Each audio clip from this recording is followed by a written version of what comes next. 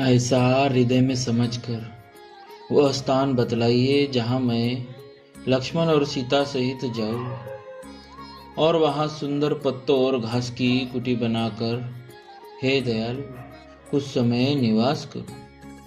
श्री राम जी की सहज ही सरल वाणी सुनकर ज्ञानी मुनि वाल्मीकि जी बोले, धन्य धन्य हे रघुकुल के ध्वजा स्वरूप, आप ऐसा क्यों न कहेंगे।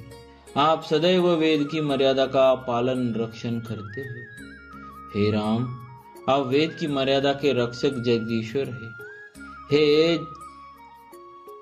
और जानकी जी आपकी स्वरूप भूता माया है, जो कृपा के भंडार आपकी रुख पाकर जगत का सृजन पालन और संहार करती है, जो हजार मस्तक वाले सर्पों के स्वामी और पृथ्वी को अपने सिर पर धारण करने वाले हैं, वही चराचर के स्वामी शेष जी लक्ष्मण है। देवताओं के कार्य के लिए आप राजा का शरीर धारण करके दुष्ट राक्षसों की सेना का नाश करने के लिए चले हैं। हे राम, आपका स्वरूप वाणी के अगोचर, बुद्धि से परे, अव्यक्त, अकथनीय और अपार है। वेद निरंतर उसका नेति नेति कहकर वर्णन करते हैं। हे राम, जगत दृश्य है, आप उसके देखने वाले हैं। आप ब्रह्मा विष्णु और शंकर को भी नचाने वाले हैं। जब वे भी आपके मर्म को नहीं जानते, तब और कौन आपको जानने वाला है। वही आपको जानता है जिसे आप जना देते हैं, और जनाते ही वह आपका ही स्वरूप बन जाता है।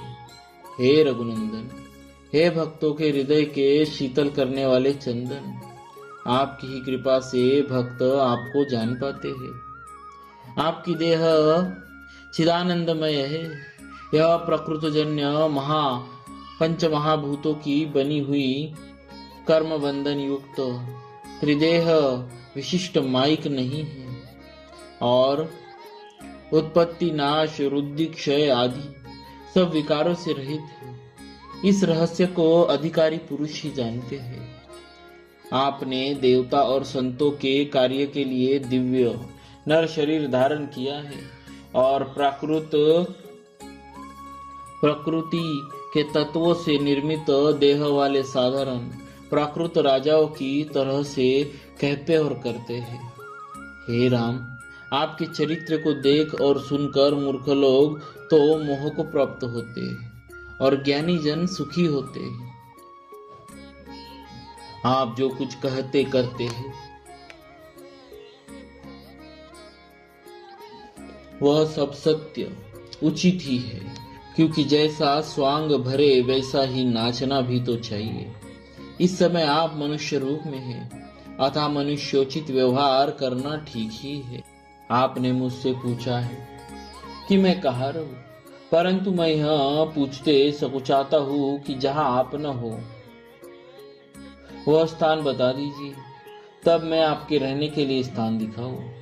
मुनि के प्रेम रस से सनी हुए वचन सुनकर श्री रामचंद्र जी रहस्य खुल जाने के डर से सकुचाकर मन में मुस्काए।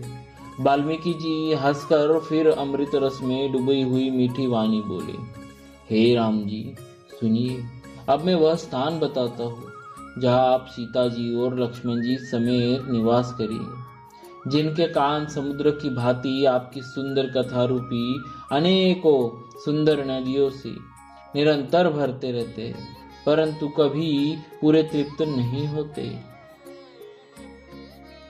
उनके हृदय आपके लिए सुंदर घर है, और जिन्होंने आपके नेत्रों को चातक बना रखा है, और जिन्होंने अपने नेत्रों को चातक बना रखा है, जो आपके दर्शन रूपी मेघ के लिए सदा लालायित रहते हैं, तथा जो भारी भारी नदियों, समुद्र और झीलों का निरादर करते हैं, और आपके सौंदर्य रूपी मेघ के एक बूंद जल से सूखी हो जाते हैं।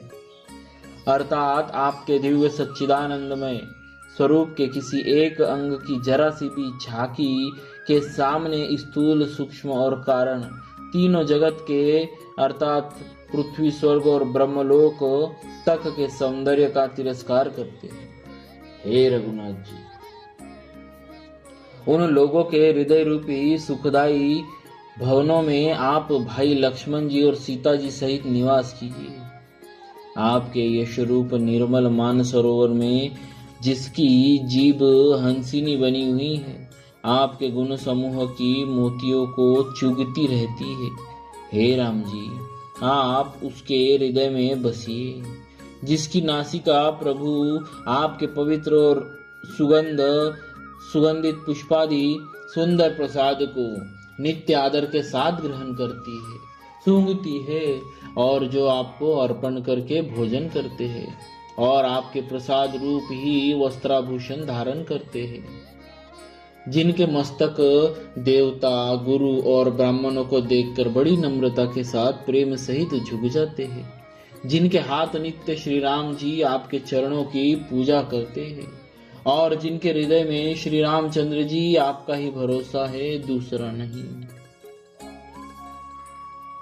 तथा जिनके चरण श्री रामचंद्र जी आपके तीर्थों में चल कर जाते हैं।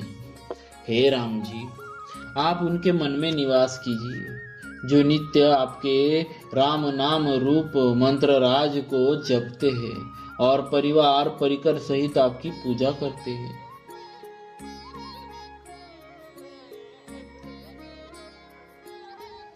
जो अनेकों प्रकार से तर्पण और हवन करते हैं तथा ब्राह्मणों को भोजन कराकर बहुत दान करते हैं,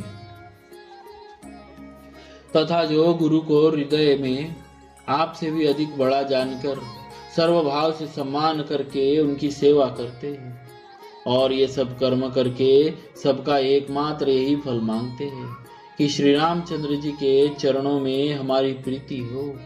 उन लोगों के मन रूपी मंदिरों में सीता जी और रघुकुल को आनंदित करने वाले आप दोनों बसिए, जिनके न तो काम, क्रोध, मद, अभिमान और मोह है, न लोभ है, न क्षोभ है, न राग है, न द्वेष है, और न कपट, दंभ और माया ही है।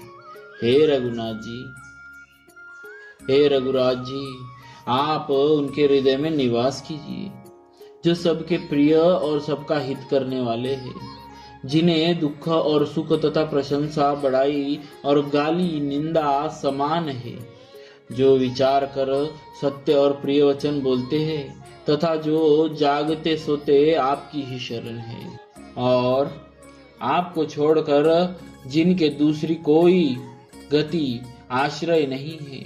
हे राम जी, आप उनके मन में बसिए, जो पराई स्त्री को जन्म देने वाली माता के समान जानते हैं और पराया धन जिन्हें विष के भी भारी विष है, जो दूसरे की संपत्ति देकर हर्षित होते हैं और दूसरे की विपत्ति देकर विशेष रूप से दुखी होते हैं।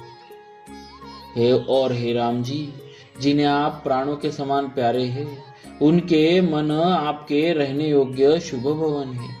हे तात, जिनके स्वामी, सखा, पिता, माता और गुरु सब कुछ आप ही है, उनके मन रूपी मंदिर में सीता सहित आप दोनों भाई निवास कीजिए, जो अवगुणों को छोड़कर सबके गुणों को ग्रहण करते हैं, ब्राह्मण और गौ के लिए संकट सहते हैं, नीति निपुणता में जिनकी जगत में मर्यादा है, जिनका सुंदर मन आपका घर है, जो गुणों को आपका और दोषों को अपना समझते हैं, जिसे सब प्रकार से आपका ही भरोसा है, और राम भक्त जिसे प्यारे लगते हैं, उसके हृदय में आप सीता सहित निवास कीजिए।